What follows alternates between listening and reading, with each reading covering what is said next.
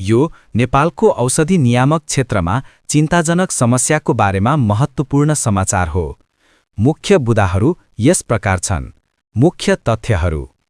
औषधि व्यवस्था विभाग DDA-ले लोमस फार्मास्युटिकल्सको पारासिटामोल ट्याब्लेट ब्रान्ड सेटोफेनको ब्याच नम्बर CT2723 तत्काल फिर्ता गर्न आदेश दिएको छ।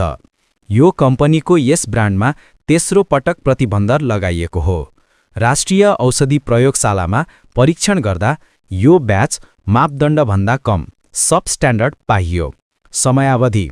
यो ब्याच जुन 2023 मा उत्पादन भएको थियो र मे 2026 मा म्याद समाप्त हुने।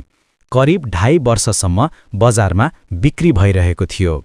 ठूलो समस्या। गत आर्थिक वर्षमा नेपालमा परीक्षण गरिएका औषधिहरूमध्ये करिब 11% मापदण्डभन्दा कम पाइएको छ। यो अत्यन्तै चिन्ताजनक तथ्याङ्क हो। कम्पनीबारे। लोमस फार्मास्युटिकल्स 1986 देखि नेपालको प्रमुख औषधि उत्पादक कम्पनी हो, तर गुणस्तरमा बारम्बार समस्या देखिएको छ। 2024 र 2025 फेब्रुअरीमा पनि अन्य उत्पादनहरू फिर्ता गरिएको थियो। उपभोक्ताहरूलाई सल्लाह। आफ्नो पारासिटामोल ट्याब्लेटको ब्याच नम्बर जाँच गर्नुहोस्। CT2723 ब्याच भएमा तुरुन्त प्रयोग बन्द गर्नुहोस्। फार्मासिस्ट वा DDA को हटलाइनमा सम्पर्क गर्नुहोस्। यो घटनाले नेपालमा औषधि गुणस्तर नियन्त्रण प्रणालीलाई थप कडा बनाउनुपर्ने आवश्यकतालाई स्पष्ट पार्छ।